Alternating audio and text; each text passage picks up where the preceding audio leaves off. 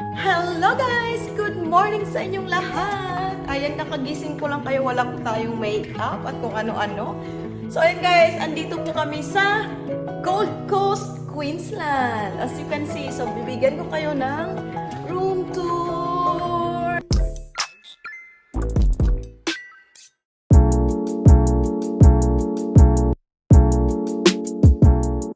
Kumusta naman po ang lahat? I hope you are all well po and malapit na ang New Year.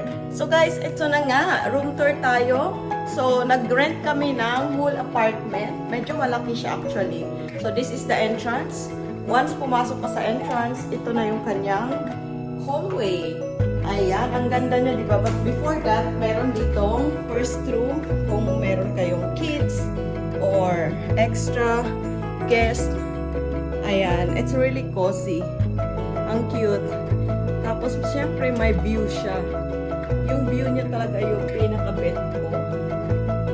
Ayan. O, diba?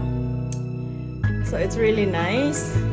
After that one, syempre, they have toilet. Ayan. Simple lang naman, pero it's really nice kasi ang laki ng apartment na to and then dalawa lang naman kami. And this one naman guys, so ayan, the laundry room. After that, yung ating bedroom. Ito naman yung aming master bedroom. Pasok tayo. Tama lang din naman yung size niya. And the bathroom and the shower room is there. So ayan. Simple lang, but the view is really good. Ayan, guys.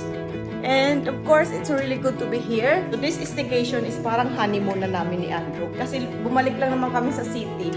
Kasi may mga schedules kami with the medications or mga doctors, ganon. So, ayan, guys. Dito na po tayo sa aming living room. So, ito naman yung ating living room. Ayan, pinakagusto ko talaga yung couch na yan, white, tapos ang soft niya. So, ganun lang guys. Yan yung ating living room. Ayan, I love those cushions.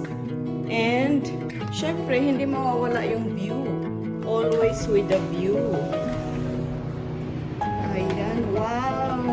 Parang ang lamig. Ang ganda niya, ang ganda ng umaga. So, ngayon is 7 o'clock pa lang. Quiet pa yung dagat or yung beach kasi konti pa lang yung tao. At saka hindi kasi siya sunny. So tingnan nyo naman, napakaganda ng tanawin. So after that one, and yung dining table. And habang kumakain kami, look at that view. Meron din kaming view dito, syempre. Diba? It's really, really pretty. Oh my God. I can't wait na lumabas yung araw later para naman mag-sunkissed ako and ayan nga, mag-bikini-bikini. And this is the kitchen. Simple lang yung kitchen niya. So, andyan yung mga gamit. And ayan lang. And of course, habang nagluluto at naghuhugas ng pinggan, meron pa ding view. Grabe talaga, ang ganda talaga ng location na ito. And parang feeling ko tuloy, gusto kong mag-retire dito or dito kami magre-retire ni Andrew, maghanap kami ng place pag nag-senior citizen na kami. O, diba? So, ayun lang guys, yung aming little apartment dito sa Gold Coast. So, mag-i-stay kami dito for 10 days. 10 days, okay?